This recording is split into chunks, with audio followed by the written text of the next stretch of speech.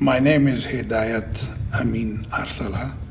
I became Vice President and Minister of Finance in the first government. Okay.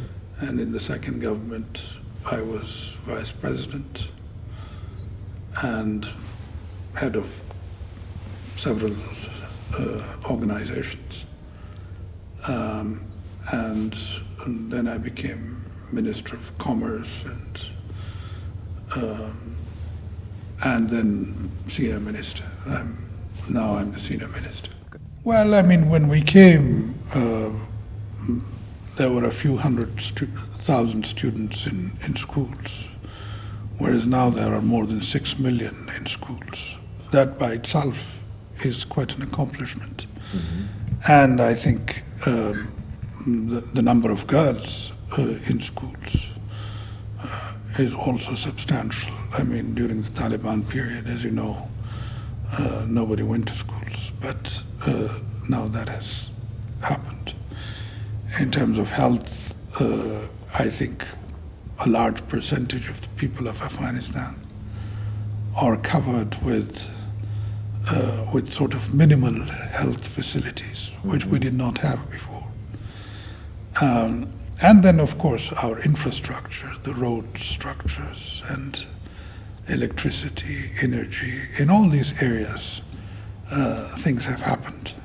Again, I want to emphasize that it's not always perfect. Things could be done better, obviously. What do you think has been the fruits, the benefit of the work that the Dutch military has done here?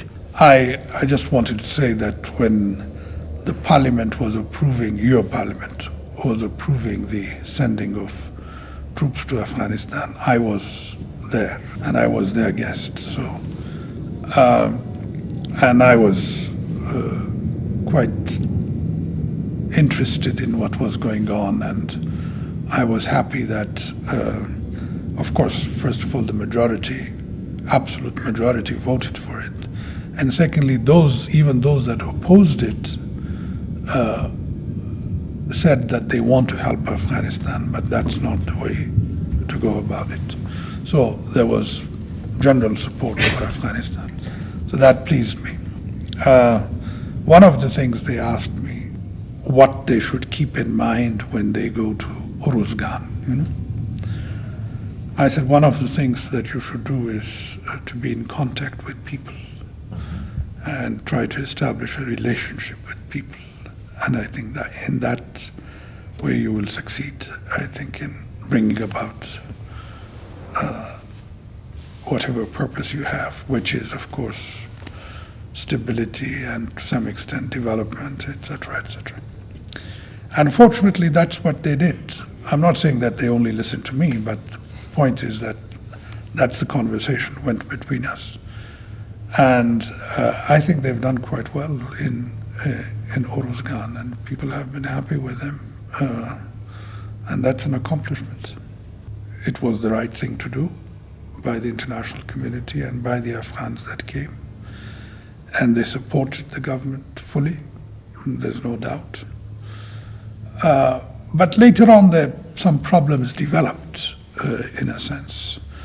First of all, the re-emergence of the Taliban. Secondly, some mistakes that were made by some of our local governors and local government people. And that the governance became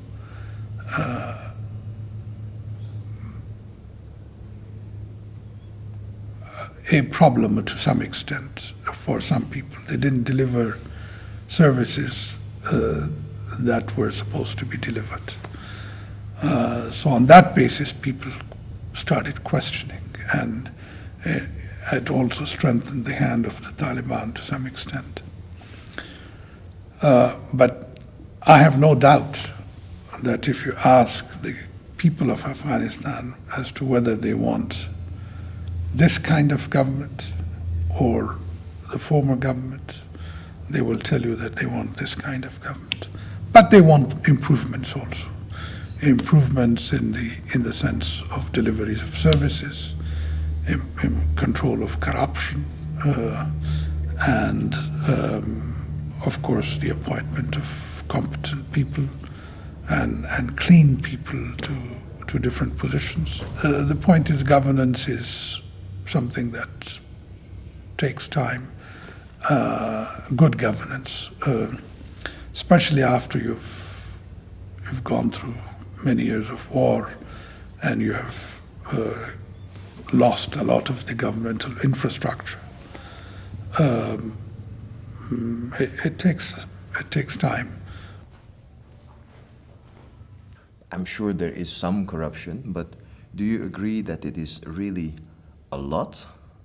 And if so, why do you think that happens, and how could it be resolved?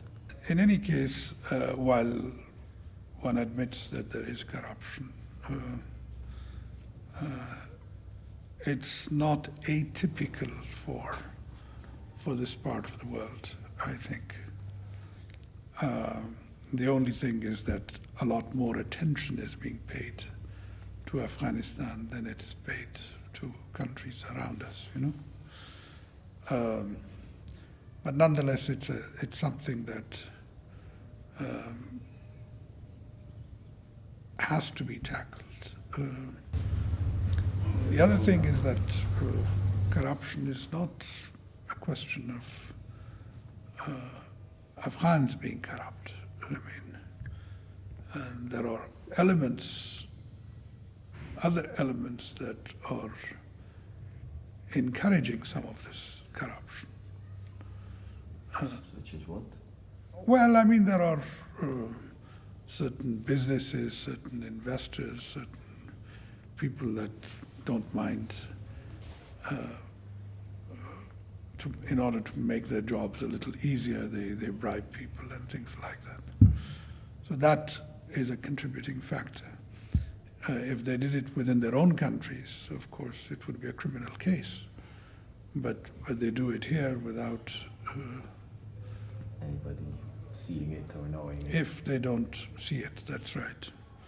But, so I mean, these are all the different causes of this unfortunate.